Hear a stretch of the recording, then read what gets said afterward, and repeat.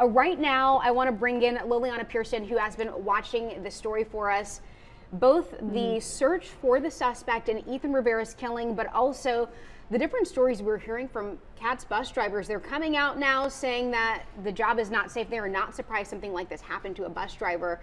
So walk me through what you heard from that meeting overnight.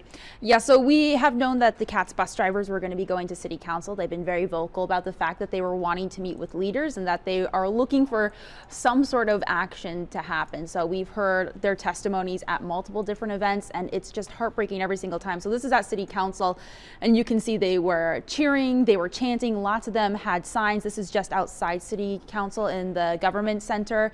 You can see some of their signs talking about the fact that they've been assaulted.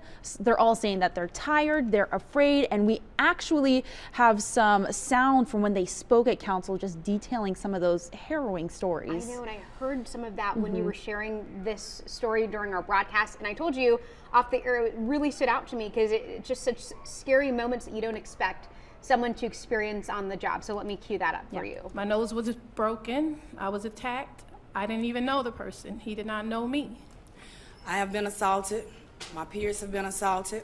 We threatening our lives. Are we going to be threatened? Are we going to have a good day and we're going to have a bad day? I mean, it's just to hear somebody say that they are doing a job, a bus driver, which when you think about jobs that are dangerous, that is not on the bus list. Driving does not come to mind. And this woman who I've met her a couple times now, and she had her nose broken by a stranger.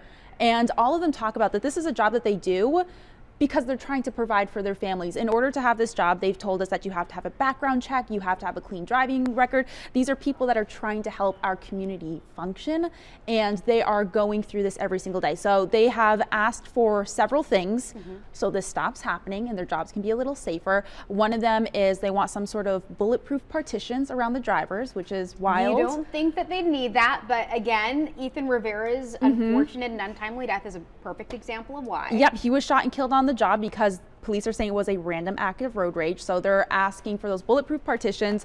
They say that they want to have more security on certain bus routes, especially bus routes that are driving at night.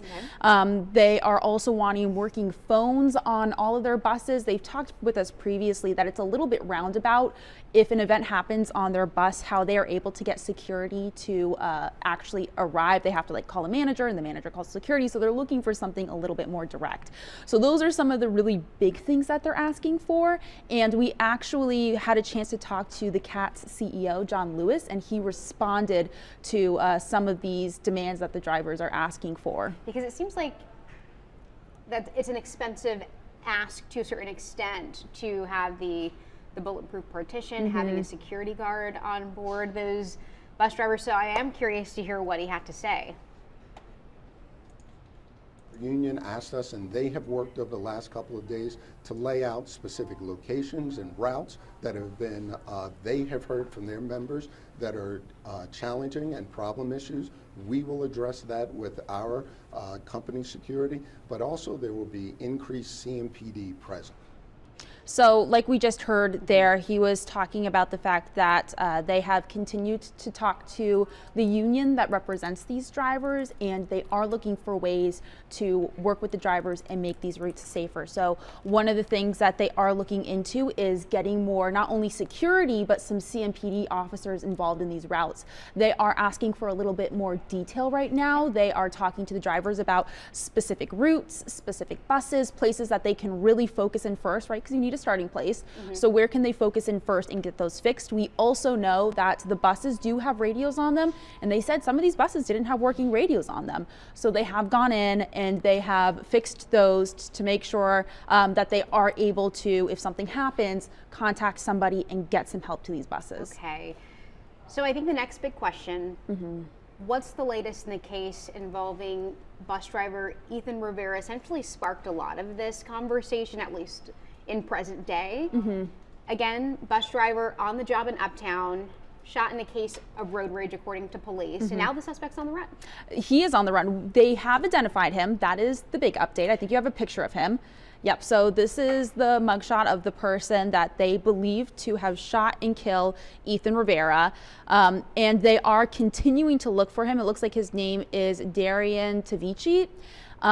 And they also have pictures of his cars that we have shown you before. They think that, I think it was either a 2003 or 2005 black Honda Pilot, correct? Are those the right years? I'm going to go ahead and pull that up while you're refreshing this story for us.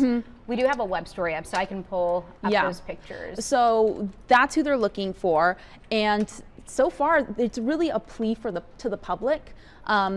They came out with the identification, and they are continuing to ask people, you know, if you know this person, if you know where they are, if you know any information, please call in.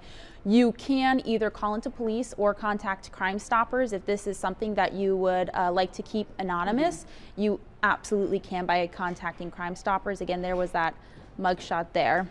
Yeah, and I'm just pulling through. So we see these pictures of Ethan Rivera. His family shared that.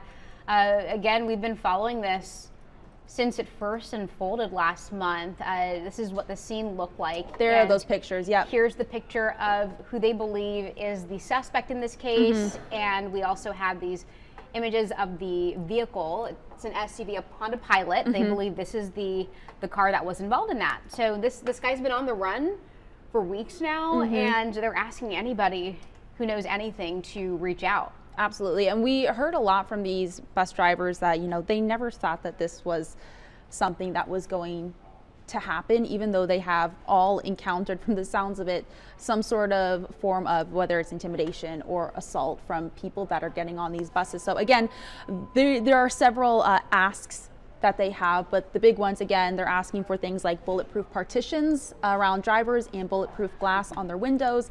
They want to see more security on the buses, especially buses with night routes, and they want working phones around their buses. And CAT CEO John Lewis has said that right now they are talking with the unions and bus drivers, asking them to let them know these routes that are having the hardest time, so that way they can start getting more security and CMPD officers involved, and hopefully give a sense of security to bus drivers and, I mean, the people that are getting on these buses. Yeah, I'm just taking a look to see if anybody's weighing in this morning as we talk about this, because it has been one of those top stories that we've been following for, clearly are well aware of the situation. So right now, Krista Wright says nothing is too expensive when it comes to someone's life, which is absolutely totally a great point there. And she also says she hopes that they get their requests soon.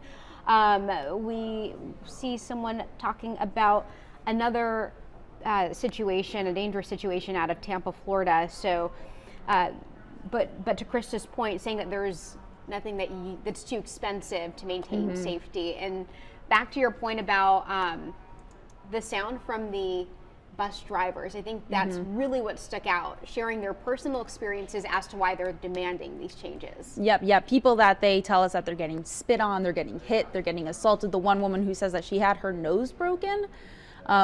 And again, these drivers are people that they've had background checks for these jobs. They have incredibly safe driving records. You have to have a good driving record in order to be a bus driver. So these are just regular, everyday people that should not be facing these kinds of situations. Totally. Scary situation, certainly. So before we go, because we're going to wrap up right now, I do